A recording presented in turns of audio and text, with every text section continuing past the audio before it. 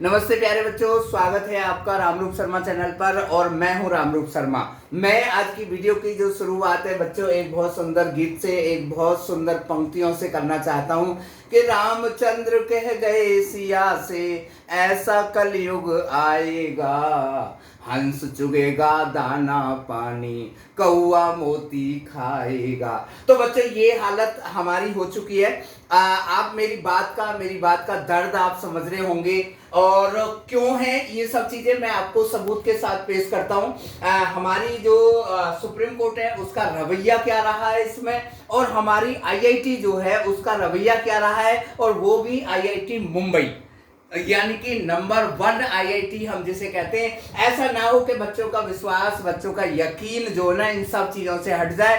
हालांकि होता चला रहा है, आपने सुना होगा बच्चों कि आईआईटी में बच्चों का जो रुझान है वो बहुत कम हो गया है। बच्चे बदल रहे हैं, गवर्नमेंट नहीं बदल रही लेकिन बच्चे बदल रहे हैं, है ना। सुप्रीम कोर्ट नहीं बदल रही, बच्चे बदल रहे हैं, क्योंकि सुप्रीम कोर्ट का सीधा मैथमेटिक्स चलता है कि भाई या तो सबूत, या तो हमारी किताबों के अकॉर्डिंग या फिर हमारे संविधान के अकॉर्डिंग हो। उनके लिए अगर उनके लिए सीधा मैथमेटिक्स है, सीधा मैथमेटिक्स ये है कि अगर हमारे पास 100 रुपए हैं और हम एक पर्सन को 30 रुपए देने तो हमें 3.33% चाहिए। अगर कोई के 3 है जी के नहीं चलेगा, कैलकुलेशन देख लो। तो देखिए मैं आपको बताऊं कि आपने देखा होगा कि मुंबई सुप्रीम कोर्ट ने पूरी पावर एक दिन में, क्या मेरा ख्याल है 2 या 4 मिनट में पूरी की पूरी पावर दे दी आईआईटी को। यानी कि आप जो है अगर कोई विक्टिम है, अगर कोई दोषी है, उससे पूछा जाए भाई तुम बताओ तुमने ये गलत काम किया है, और जो तुम कह दोगे वो फाइनल होगा, ठीक है। उसके बाद में देखिए एक बहुत अजीब सी सुप्रीम कोर्ट की बात आई कि केवल 25 लोगों ने ही शिकायत की है और 1,60,000 लोगों में से 25 लोग कुछ नहीं होते हैं। तो ये बहुत अजीब सी बात है कि अगर कहीं गलत हुआ है, अगर कहीं मर्डर हुआ है, अगर कहीं कुछ भी गलत हुआ है, उसमें अगर केवल 25 लोग बोले तो फिर उनकी कोई सुनवाई बिल्कुल भी नहीं होगी, जबकि 25 लोग भी नहीं थे।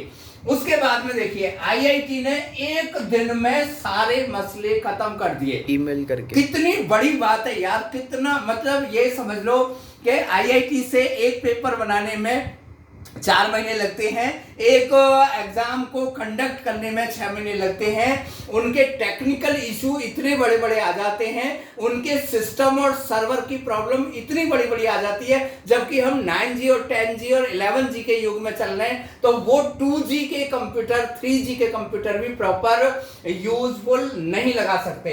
तो कहने का मतलब है कि वाह रे वाह, आईआईटी मुंबई कमाल कर दिया, मजा आ गया। और क्योंकि इन्हें पता है, मजबूरी है इन सब लोगों की, पागल हुए पड़े सारी पब्लिक, अपने खेत बेचकर, अपने घर बेचकर, अपने मन को मारकर, अपनी चीजों को खत्म करके, बच्चे अपना पूरे 4-5 साल जहां पर उनकी हेल्थ बनाने का इशू आता है, जहां पर उनको डेवलप करने का इशू आता है, सब कुछ छोड़कर वो तो उनके लिए तैयारी करेंगे ही करेंगे।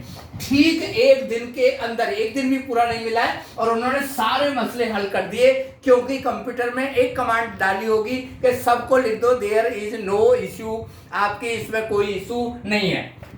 आज रिजल्ट घोषित हो जाएगा बच्चे, ये उन्होंने दे दिया है अपडेट में कि आज 10 बजे जैसे हमने कहा था वैसे ही 10 बजे रिजल्ट घोषित हो जाएगा। चलिए जी देख लो, ये है हमारी सर्वोच्च न्यायालय, है ना। सर्वोच्च न्यायालय भाई, आप सोच जानते होंगे बहुत अच्छे तरीके से, सुप्रीम कोर्ट से बड़ी न्यायालय और कोई है क्या, राष्ट्रपति जी है, और सर्वोच्च संस्था है आईआईटी।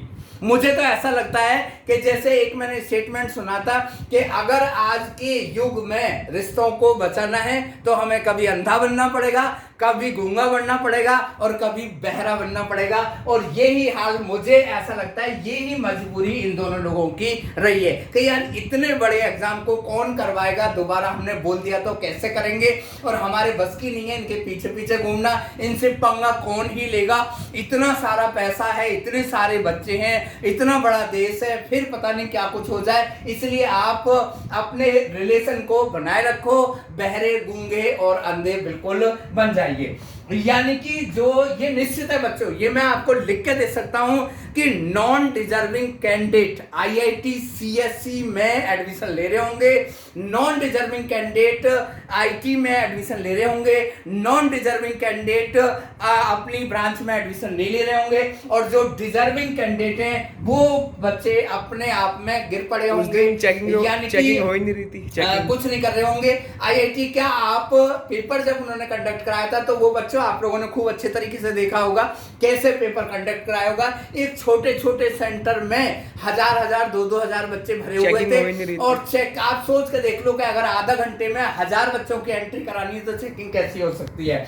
ऐसे बनेगा बच्चों हमारा जो देश है वो विश्व गुरु, ऐसे बनेगा। ये पिक्चर बिल्कुल क्लियर हो गई है 2022 में पूरी तरीके से हमारी गवर्नमेंट ने, यानी कि मोदी सरकार ने, हमारे धर्मेंद्र प्रधान जी ने, हमारी आईआईटी ने, जो वर्ल्ड में भी नाम है आईआईटी का, भाई इंडिया से आईआईटी कर लो, ये हालत हो जाएगी आईआईटी की कि लोग कहेंगे कि भाई तुम आईटीआई कर लो, आईआईटी मत करिए।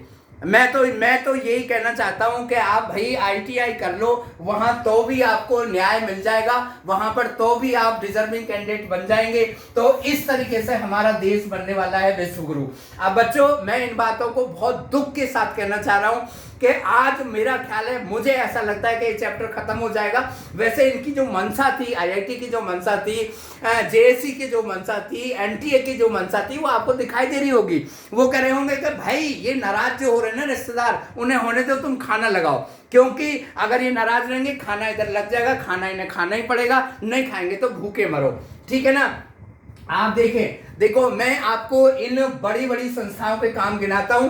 चीटिंग, फुल चीटिंग होती है, लास्ट ईयर पूरी ओपन भी हुई थी, शर्म की बात है ना। टेक्नोलॉजी का गलत इस्तेमाल, देखिए आपको मैं एक बात बता दूं कि साइंस का अगर आप अच्छा इस्तेमाल कर रहे हैं आप बहुत बढ़िया हैं, विश्व गुरु भी बन सकते हैं। साइंस का इस्तेमाल ना करें, आप देसी या प्राकृतिक चीजें को यूज करें, फिर भी आप अच्छे हैं, आप प्रकृति को बचाएंगे, इको फ्रेंडली बनाएंगे। लेकिन सबसे बुरी स्थिति वो होती है कि अगर आपको ये ना पता हो कि वायर में करंट थोड़ा सा आ रहा है तो थोड़ी सी उंगली लगा के देख लूं, यानी कि टेक्नोलॉजी का बिल्कुल गलत इस्तेमाल हुआ है ना। और साथ के साथ फ्रॉड, कितने फ्रॉड आपने देखे होंगे।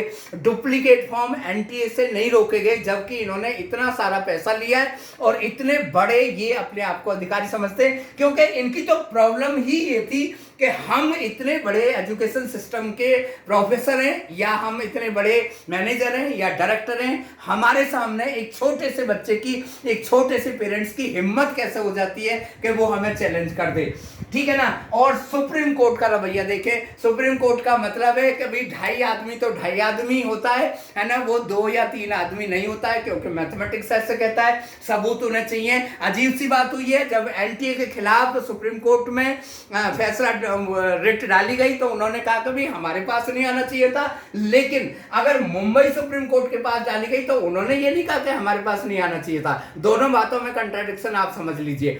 तो बच्चों मेरी तरफ से आप लोगों के लिए एक ही बात कहना चाहता हूं कि इन लोगों की बातों को दिल पे मत ले लेना। आपकी जो मेहनत है, आपका जो रिजर्वेशन है, आप जो आपने जो स्किल है आपके अंदर, वो जिंदगी में आपको कभी ना कभी, निश्चित मैं लिख के दे सकता हूं आपको कि कभी ना कभी लाइफ में आपको टॉप स्टेज पे लेके जाएगा। और ये हम आपकी बदकिस्मती नहीं है कि आप बड़े आईआईटी में नहीं पहुंच पा रहे या बड़े गवर्नमेंट कॉलेज में नहीं पहुंच पा रहे। इन गवर्नमेंट कॉलेज की या आईआईटी की बदकिस्मती होगी कि तुम्हारे जैसे बच्चों को नहीं लिया जा रहा, और फिर उन बच्चों को लिया जा रहा है जहां से ये अपने रिश्ते बना रहे हैं या रिश्ते को निभा रहे हैं। मेरी बात वीडियो को लाइक करके शेयर जरूर करिएगा बच्चों, क्योंकि कम से कम इन लोगों का पता तो लगे। वैसे मुझे लगता है कि सब लोगों को पूरी अच्छी तरीके से पता है। Thank you so much and all the very best.